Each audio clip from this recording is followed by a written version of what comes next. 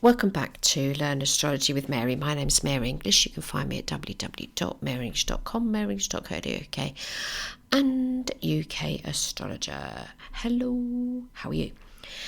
Now this week I'm going to be talking about the moon.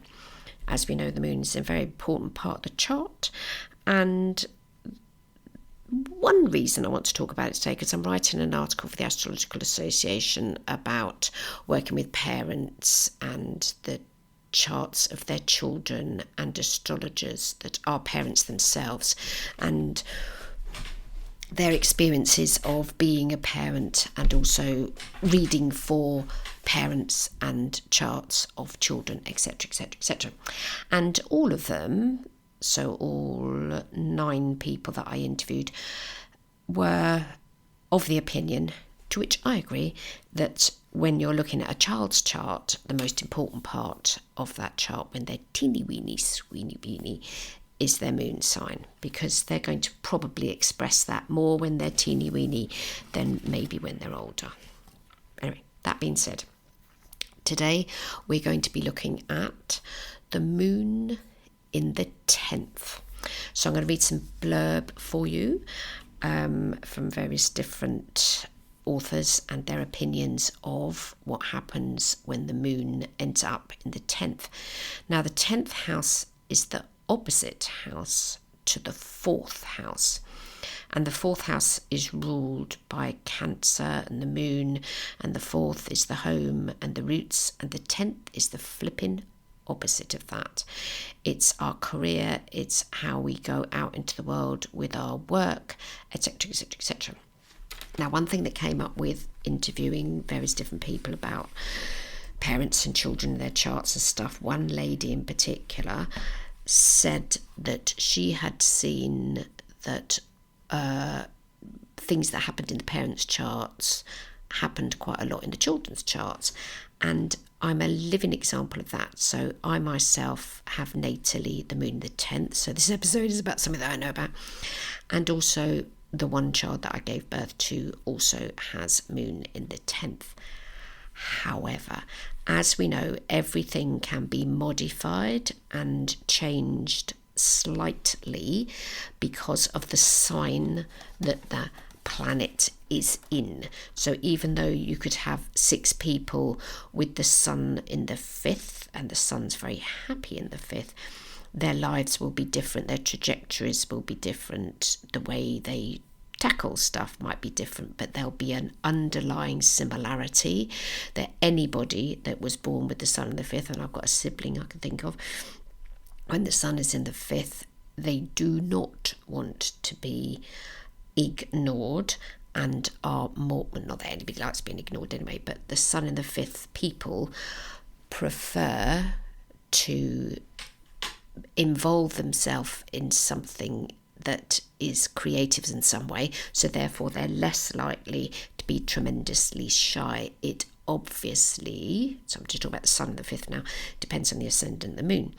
And this is the annoying thing when you first start learning astrology, because you sort of think, oh, I've got it all now, that this in this house and that in that house, that means this, that means the other. And as I've said before, and I said in the webinar that I did a little while ago about houses, there are 1,140 different combinations of planet and signs and houses. Eek! And there's no way that anyone can remember everything, all those combos, or write a computer program about it or whatever. So today we're talking about the moon, and the moon in the 10th. The 10th is career, it's the opposite of the 4th. So let's start off with some blurb. So I'm going to start with Margaret E. Hone's wonderful book. If you're a beginner, get it. It's called The Modern Textbook of Astrology. I mean, don't freak out when you see how to make a chart and all the mathematics and stuff. Just file that to one side. But so she says about the moon by sign. Since the moon is receptive and responsive in that she reflects and gives out from what she receives, the conditioned behaviour, mannerism, habits and ways of a person will be expressed in the mode of the sign in which the moon is found. In a man's map, it often has reference to the woman in his life, and for both sexes, it frequently represents the mother. It also refers to conditions of early childhood. In adult life, it represents the manner of dealing with the general public. Now, she's just put that as blurb for the moon. So in adult life, it represents the manner of dealing with the general public. Then she says, by house, the affairs of the house occupied will be of interest to the person and will tend to colour the life. And then she says, by rulership, the affairs of the house which have Cancer on its cusp will be brought into connection with those of the house occupied. Okay. Now, we are obviously going to be using a chart example to say, oh my God, I've hidden him, where's he gone? So in a minute, we're going to be using the chart of an artist. Okay, so we'll come to that in a minute.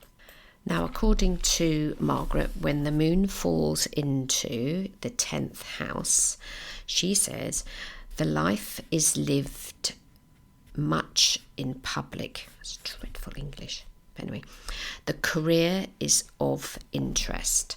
So anyone having the moon in the 10th, the career is of interest to themselves. And especially since the moon is how we feel, a person with moon in the 10th is going to feel being the operative word, they're going to feel emotional about their work. So their work needs to satisfy them emotionally. So if you're working with a client or you have this yourself, you definitely need to nail down and completely understand how that person expresses their emotions because of the sign that it's in. And as she talks about mode, which I think is the modern word for quality, so fixed, mutable, cardinal. Now, I've got moon in Gemini in the 10th, and this is what you're listening to, the chatty part of me, and my ability to chat has made my living for me, and it's quite appropriate that I learned how to chat as a hypnotherapist, because it's very difficult to use hypnotherapy and do it without conversation. Hypnotherapy is very much a verbal form of therapy as opposed to something like massage. So you could be a massage therapist and it doesn't matter. You don't have to say a word to your client. It's just gesture to the bed, get them to lie down, invite them to lie down. You could do all of that, and there could be no conversation whatsoever. In hypnotherapy, I've not heard of or come across anybody that does hypnotherapy or hypnosis without the ability to talk, or equally the person that they're working with, the ability to talk back. It is possible to help children go into hypnosis, possibly with pets. I do know people that can do that. However, there is a lot of conversation. Anyway, moon in chatty Gemini, in my case, in the 10th, I was very happy to learn hypnotherapy. And as you know, and I've said it before, I do like to yak. And I love the fact that I have the podcast and I like talking with you, okay? Because I know you're listening. That is the other... even if there were only one person, I know there's more than one, but even if there were only one person listening to me right now, that would be more than enough to satisfy me. Having someone listening is the key to my Gemini book. How to listen to a Gemini. Anyway, I'm not a Gemini, but my moon is, so this is the emotional part of me, and this is why I'm constantly saying to people, I don't want to stop my job. I just love my job so much. Why would I want to stop my job? So I'm coming up to, in less than 2 years' time, I come to the British UK retirement age. Anyway, I'm waffling now, so stop. 10th, okay? The affairs of the house occupied will be of interest to the person and will tend to colour the life, okay? It very much has. And I've had quite a mixed, because I'm a mutable moon sign, mixed occupations, lots of different types of jobs. And it wasn't until I got into talking types of therapy that I sort of felt that I came into my own. Now, the lovely Ray Ryan says in her Astrology for Dummies, 3rd edition, make sure you've got that one because the earlier versions don't mention the podcast, but the 3rd edition does. She says, the moon in the houses. Night after night, the moon is never the same shape and never in the same location.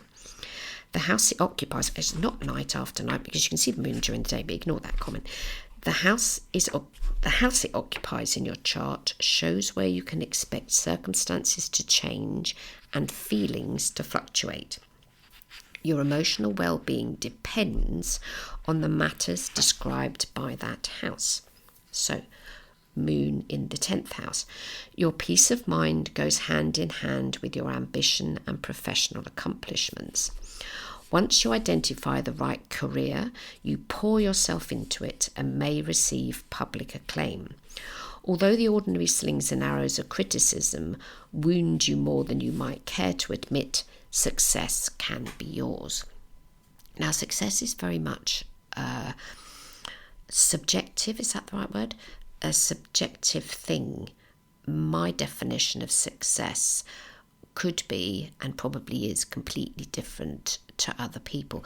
I mean, before I was training to be a hypnotherapist, the guy that I trained with wrote a series of audio recordings called Successful Private Practice. So I was training to be a homeopath at that point in time, and I listened to his recordings. And on the first few recordings, he talks about what the definition of success is and how you can find your own definition of it. And when I was training in homeopathy, one of the first colleges I was at and one of the first lessons we had was, when you've got your practice up and running, how would you like it to be? So it was very much in the front of my consciousness about what I wanted my practice to be like. And originally I didn't want to work from home. Isn't that funny? I wanted to go to work every day because I'd always gone to work. I just thought that's what you could do. Didn't know there were so many options about working from home. And that's another lovely thing, that when you become an astrologer, and I'm sure some of you listening are already astrologers, that you can definitely do that from home. And I don't even have to leave the house now, which is jolly nice. But it's also nice to leave the house as well, especially for conferences. So, moon in the 10th. Your peace of mind goes hand in hand with your ambition and professional accomplishments. So once you identify the right career, you can pour yourself into it. Once I became a therapist of any description, I definitely poured myself into my work. I don't think my son has quite got there. He's done quite a bit already in one particular field. He's still in the same field, but it's a different employer he has now, when previously he didn't have an employer because he was self-employed. But I've got the feeling he might go back to self-employment again. We'll see. Now, obviously, when we're talking about the 10th house and the moon being there, if you've got a stellium in there, we're going to be talking about different things altogether, because a stellium is going to affect how your 10th house is. However, if the moon is included in your stellium in your 10th, you will definitely have an emotional connection to whatever it is you classify your work as being. Now, there are plenty of people that don't have what's called a regular job and are carers or mothers, or either can't work or don't work, in inverted commas, in a regular way. So the 10th then becomes, rather than career, it becomes the focus of how to connect with a professional idea. Or, because I'm thinking about the mums that I know that have got moon in the 10th, and the dads that either don't need to work because they're terribly rich, or don't work because they've been supported by somebody, whatever. But the 10th is also how we're recognised by others in a professional sphere. Now, say for instance you're a mother with moon in the 10th and you are not working in inverted commas regular job. You definitely are working because you're doing 24 hours a day looking after some little kiddly widdlies, but you will be emotionally connected to other parents and will compare yourself to those other parents. There's quite a lot of competition in the 10th because it is our ambition. It's where we want to be. If you imagine Capricorn is the sort of ruler to the 10th house, is the wanting to get to the top of the mountain type of thing, and that if you're at the bottom of the mountain you're going to be feeling a bit sort of bleh. So I would say it was more difficult to have moon in the 10th and to be a hermit, unless you're the type of hermit that reads lots of books by other hermits. Now, medical astrology, so I'm quoting here from Managing Your Health and Wellness by Diane L. Kramer. Brilliant book. Love it, love it, love it. She says, the moon, which is also a luminary, is associated with bodily rhythms, functional disorders and disturbances in bodily cycles. It rules the daily rhythms of the body. It's associated with fluid balances, swellings and water retention in the body. A strong lunar influence in the chart can result in allergies. This is especially true if the moon is in one of the angular houses, i.e. house 1, 4, 7 or 10. I've got moon in the 10th and I have had allergies. The secretions of the body as well as fluids such as lymph and serum are associated with the moon. The moon is involved with mucus formation and catarrh. Since the moon rules one's emotions, it's associated with psychological problems, emotional instability or stability, by the way, actually, and psychosomatic complaints. The moon also rules the female menstrual cycle and any disturbances in that cycle. It's also associated with pregnancy, unless of course you're a man. The moon rules the right eye of the female and the left eye of the male. Now she says moon in the 10th. You are serious and hardworking and have a strong sense of duty. That's a 10th house thing. You are sensible and tend to follow a healthy diet. You can be rigid and inflexible, leading to health problems such as arthritis or rheumatism. There can be a propensity towards swollen knees. Now that's because the 10th house is like the sign Capricorn, and Capricorn rules those parts of the body. So somebody with the moon in the 10th on the health side of things, I would also say that, and I would consider this for clients as well, that if they were coming with a health issue, I would very much look at their moon anyway. And then if they are working, I'd look at whether or not their moon is being stressed by the work that they're doing. It's very easy to be in a job that's bad for your health. Now, not everybody has a choice about what work they do. However, it is possible to change jobs if you can get past the fear point of it. Some people are very fearful about changing jobs, just the same as they're fearful about relationships ending or selling a house or moving or doing anything different because they don't want to be in a worse situation than the one they're in already. And if you're considering career, I want to recommend for the millionth time What Colour Is Your Parachute? It's the best book ever on how to find whether or not, also how to find work that you enjoy. Don't skim read it. It's not a skim ready book, says somebody, Moon Gemini, that does skim read. So we're going to be using the chart today as a demonstration of how the moon has manifested for this person, and his name is Grayson Perry. Now, there's no way of describing Grayson Perry without adding the word bonkers. It's a word he actually likes himself and he's used a few times. And so let's look at his chart first, and we will cover a couple of dates, but he's had quite an eventful life, so I don't think we will have time to stick them all in. Anyway, he's born on the 24th of March, 1960, and the reason I'm using his chart is he was born the same month as me, a little bit later. I was born on the 5th of March. He's got the same moon placement as me. His life is radically different from me, But, and this is the big but, he's got his Uranus in the sign of Leo, he's got his Virgo in the sign, he's got his Uranus in the sign of Leo, and he's got his Pluto in the sign of Virgo, which I have as well, because I'm born the same month as him. And his outer planets, his Jupiter and his Saturn, the same as mine. His Sun's different, obviously, and his Moon. His Mercury's retrograde like mine, and his Venus is in a different sign because mine's in Aquarius. But anyway, there's some similarities, but there's some differences. And the reason I'm using his chart is if he is a classic example of an English eccentric. So this is, I was talking about hermits earlier, but this is not a hermit. This is the absolute opposite of it.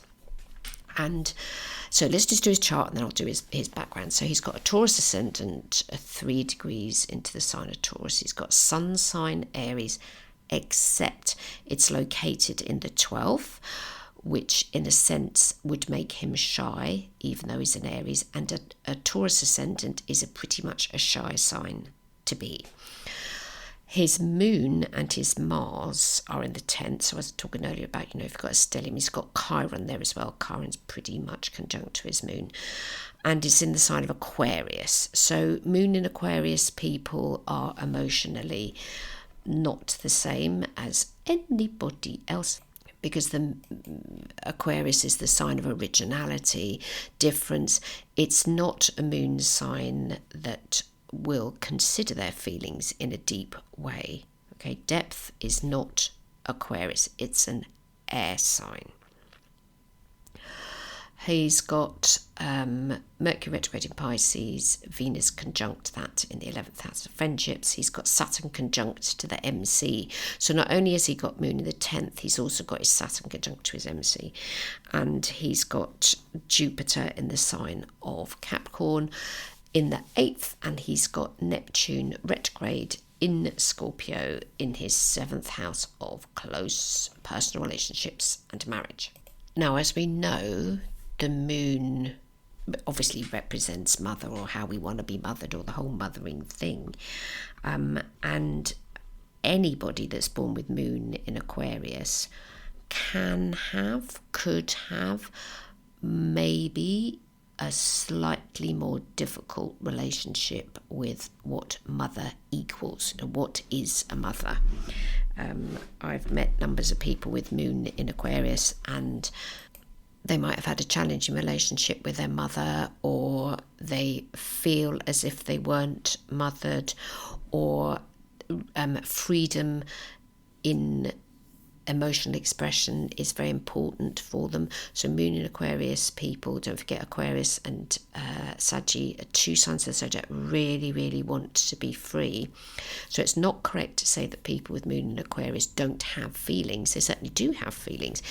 They're more akin to the sort of feelings you'd expect Mr. Spock to have from Star Trek. That type of, I think, oh, that's interesting. There's another key word for people with any Aquarius planets, interesting or weird. I wrote about all this in my Aquarius book. So there he is. He's got Taurus ascendant. He's got Moon in the 10th in the sign of Aquarius. And I don't think his ascendant square is Moon. No, it doesn't, because it's out of orb. Okay. He's got... so just going back to his 7th house for a minute there. He's got his Neptune is 8 degrees into the sign of Scorpio. His 7th house starts in the sign of Scorpio. He is married to a Scorpio, and she's possibly got Moon in Aquarius, not 100% sure because I don't know what time of day she's born. And his missus is a psychotherapist, and they do have a child. His natal Uranus is located in the 4th, and his Pluto and his North Node are in the 5th. And I'm glad to see, with the North Node being in Virgo in the 5th, he is doing what his chart is urging him to do, which is to be creative. Now, it's very difficult to describe in a couple of sentences Grayson Perry's creativity. He's a ceramicist, so he does sort of pottery and stuff. but he's probably more famous for cross-dressing as a transvestite and having alter egos, a bit like David Bowie did. If you're my age, you'll remember David Bowie. David Bowie was Ziggy Stardust for a long amount of time. He was non-sexual, so David Bowie, when he became Ziggy Stardust and the Spiders from Mars and all that, he was asexual. Grayson Perry, I say, is married, does have a kiddie, is an Aries, but his gender identification is male. However, he does like to dress as a woman, and I believe he started that quite early in life. Anyway, going back even further, his mother had an affair with the milkman, and that was it for Grayson. That affected him because then his mother got into another relationship with his stepdad, and he reckons that his stepdad was cruel to him. I've got no reason to doubt that. And the moon and Uranus aren't opposite, because the moon's 25 degrees and Uranus is 17 degrees, but they are on opposite signs of the chart. His Mars is opposition, his Uranus, and Mars is action, aggression, energy, because his Mars is 23 degrees and his Uranus is 21 degrees. But I think, we could quite safely say that's an opposition to Uranus, and Uranus is in the 4th house. So this is the childhood, the growing up, sudden things are happening, beginning and ending, and that juxtaposition, that opposition of moon conjunct Mars opposition to Uranus is, in his case, has been tricky for him. Okay, so let's do some transits, and let me tell you a little bit more about the man himself. So according to his Wikipedia page, let me go back to it, which has now disappeared. Here we go. He's an English artist. He's known for his ceramic vases and tapestries and cross-dressing, as well as his observations of the contemporary art scene, and for dissecting British prejudices, fashions and foibles. So he does quite like sort of what's the word, disrupting people's British people sort of stiff upper lip. He's the absolute opposite of that. And actually, his things that he dresses up and wears, they're actually very pretty. Some of the dresses that he wears and he's made are beautiful choice of colours and stuff. So Perry's vases have classical forms and are decorated in bright colours depicting subjects at odds with their attractive appearance. There's a strong autobiographical element in his work, in which images of Perry as Claire, his female alter ego, and Alan Measles, his childhood teddy bear, often appear. He's made a number of documentary television programmes and has curated exhibitions, and he's published 2 autobiographies, Grayson Perry, Portrait of the Artist as a Young Girl, and The Descent of Man, written and illustrated, a graphic novel, Cycle of Violence, written a book about art, Playing to the Gallery, and published his illustrated sketchbooks. Various books describing his work have been published, and in 2013 he delivered the BBC's Wreath Lectures. No idea what that is, but it's probably quite important. He won the Turner Prize in 2003. We're going to look at the transits for that, and he was also made a Sir, so we'll look at the transits for that one. So born into a working class family, Perry was 4 years old when his father, Tom, left home after discovering his mother, Jean, was having an affair with a milkman whom she later married and who Perry has claimed was violent. Subsequently, he spent an unhappy childhood moving between his parents and created a fantasy world based around his teddy in order to cope with his sense of anxiety. Teddy, for those people that aren't from Britain, means teddy bear, so it's a little cuddly thing. He considers that a person's early experiences are important in shaping their aesthetic and sexuality. Perry described his first sexual experience at the age of 7 when he tied himself up in his pyjamas. We're not going there. When he left for Portsmouth in 1979, his stepfather told him, "Don't come back." Perry was estranged from his mother when she died in 2016. He didn't attend her funeral. And as of 2010, he lives in North London with his wife, the author and psychotherapist Philippa Perry, who is a Scorpio, and they have one daughter, Florence, born in 92. I remember looking at her chart a while ago. It's very interesting. So Perry is a keen mountain biker and motorcyclist. We can't forget that he is an Aries, and Aries get out there and do it. His Instagram account, he doesn't have his own website. It's very interesting. He talks about the place. But his Instagram account is Alan Measles, AlanMeasles. And Alan Measles, as he mentions, is the name of his teddy bear. But you can see on there, there's no shortage of pictures of him dressed in women's attire, and also pictures of him on his bicycle. So it's very much the male, female, what is he? It's something that he questions, obviously, constantly. Now, what else have we got? So he was born in Chelmsford, and he's known for his ceramic art, and he's very well known in the art world. Is that because what he does is totally different and crazy, or is it because what he does actually is good? But there's that challenge there. There's that sort of Uranus, I'm not going to conform type of challenge. So he got a thing called the Turner Prize in 2003. I managed to find the dates of when that was awarded to him, and this is a British award that's named after Turner the painter, and it's given every year to some. I think there's finalists, like something like 4 or 5 finalists, and then they all vote on it. And the person has to have done something in the art world that isn't, inverted commas, normal. So nobody's winning prizes for doing beautiful pictures of lovely scenery. That's not what the Turner Prize is all about. So we've got the transits for that particular date, and Uranus is just coming to the end of the sign of Aquarius. I think it's exactly conjunct to his Chiron. So transiting Uranus is 26 degrees and his Chiron is 29 degrees. So Uranus is right slap bang on that. Neptune's going through the sign of Aquarius. It hasn't got to anywhere yet, and he's having a Venus-Mars conjunction. But the 2 planets that are going through his 10th house are Neptune and Uranus. So Uranus would have been transiting through there while he was creating the art that they would have judged him on and then given him the prize. So those two things don't necessarily coincide.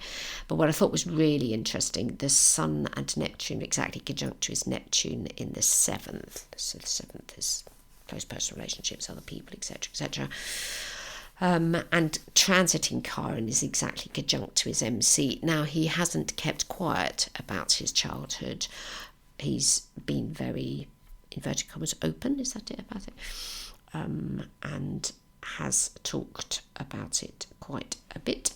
And the prize that he received was for 2 works of art that were ceramic, and they've got pictures on, one of which was sort of like an angry man growing up in Essex. I can't remember what the other one was, but anyway, that's what he won the prize for. And then his second thing that he was given was a knighthood, so he became a Sir, so Sir Grayson Perry, and he turned up for the award dressed as Claire, his alter ego. Very nice outfit. And then later on he was interviewed about it, and he said it was bonkers, and I just thought, oh, that's a moon in Aquarius thing. So when he gets given his knighthood, which is the 28th of June 2003, Jupiter is exactly conjunct to his Uranus, and don't forget his Uranus is opposition to his moon and his Mars, and Neptune's now much nearer, so Neptune transiting is 12 degrees and his natal moon is 25 and his Mars is 23. So Neptune's up there. Uranus has now changed sign into Pisces. Mars is in Pisces as well. And there's a whole bundle of planets down there going between his second and third houses. But I thought it was interesting that Neptune starting to transit and is getting further through his 10th house, because the 10th is what we're talking about, and the moon being there. And Neptune is now probably squaring his natal Neptune. His natal Neptune's 8 degrees and Neptune's now 12 degrees. Yeah, so they're square to each other. But the Jupiter there, when he gets this knighthood, is directly conjunct. So Jupiter's 17 and his Uranus is 17. So it's an exact conjunction. And Jupiter makes things bigger. So that's directly opposition his 10th house. So this wasn't something that happened in a cupboard. This is something that happened in public. But he definitely is as eccentric as eccentric could be. But he does it in such a bit sort of like Monty Python's Flying Circus. They were lunatics, all of them. And people considered them to be very funny. John Cleese being one of them, who was a Scorpio, actually didn't quite suit the humour that he did. It was very, I think that in America they call it ironic, sarcastic, that type of thing. Transiting Chiron is conjunct his natal Saturn. Pluto's not doing much. Now, with him having a Taurus ascendant, the ruler to his chart is Venus, and his Venus is in the 11th. He has no shortage of friends. I say he's also married. He's also got a daughter. I'm not too sure if the daughter identifies with being female. I can't remember. I think that might be the opposite. I'd have to double check. But anyway, and I think she's quite in the public eye now, and people said, what's it like growing up with a father that dresses up as a woman a lot and didn't bother at all? Why should it? In a sense, if you grow up with something, you're going to think it's perfectly normal, inverted commas. So his moon, he's somebody whose emotional self has been in the public eye. So how he felt about his childhood, a lot of his work is autobiographical. The moon is very, very visible in the art that he does, and I think that's quite a classic expression of the moon being in the 10th, putting aside the weirdness of what he does and the sign that it's in. But his moon is not hidden anywhere, unlike his sun sign. His sun sign's hidden in the 12th. Is that sun happy in the 12th? Rhetorical question. It's not a question of happy or not happy. So if you're working with somebody with the moon in the 10th and you're working with a child, you need to find out how happy the child is in whatever it is they like doing. If it's with a client, you're going to have to steer the conversation around to career. And once they feel that their career is sorted, like in my case, my career wasn't sorted. I was in my 30s and I got into astrology. Praise the Lord that I got into astrology. It's important for that person when their moon is in the 10th that their career ticks every box. Now, if you're out there and you're listening and your career is not ticking every box, then get in touch and we'll do your chart and we'll find out what's going on. So today we've been talking about moon in the 10th. I hope you have a fab week and I'll be back next week. Bye bye now.